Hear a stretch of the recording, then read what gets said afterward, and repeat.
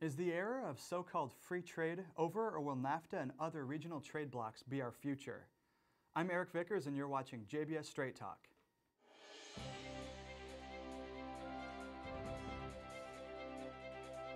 In just 1 week, President Trump has lost or fired two so-called free trade advocates, Chief Economic Advisor Gary Cohn and Secretary of State Rex Tillerson. Both Cohn and Tillerson were seen as supporters of free trade schemes. Both also had reservations about Trump's newly announced steel tariffs and his threats to withdraw from NAFTA. In fact, the Trump administration has mentioned scrapping the multilateral NAFTA in favor of separate trade agreements between the U.S. and Canada, and then the U.S. and Mexico. Earlier this month, at the conclusion of the 7th round of NAFTA renegotiations held in Mexico City, U.S. Trade Representative Robert Lighthizer said, "As President Trump has said, we hope for a successful completion of these talks, and we would prefer a three-way tripartite agreement. If that proves impossible, we are prepared to move on a bilateral basis if agreements can be made." If the Trump administration follows through with this proposal, it would be huge.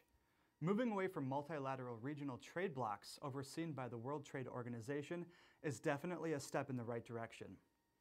As some may remember, Trump also rightfully withdrew from the Trans-Pacific Partnership, avoiding the nightmare scenario that would have likely brought about more jobs going overseas.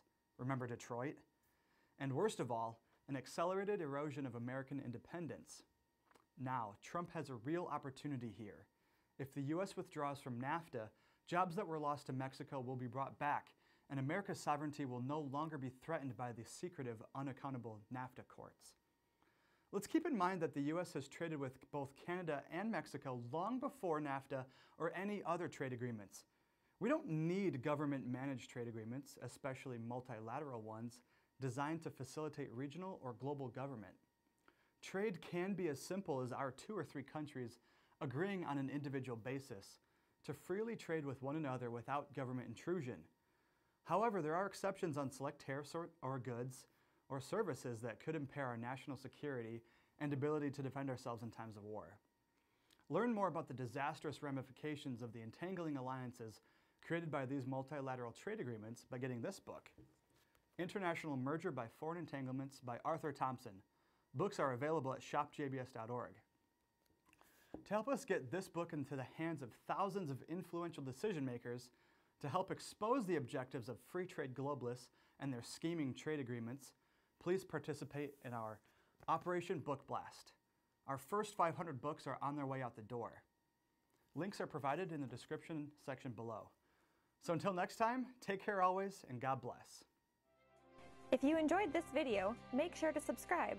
Click here to watch more videos, and click here to visit our site.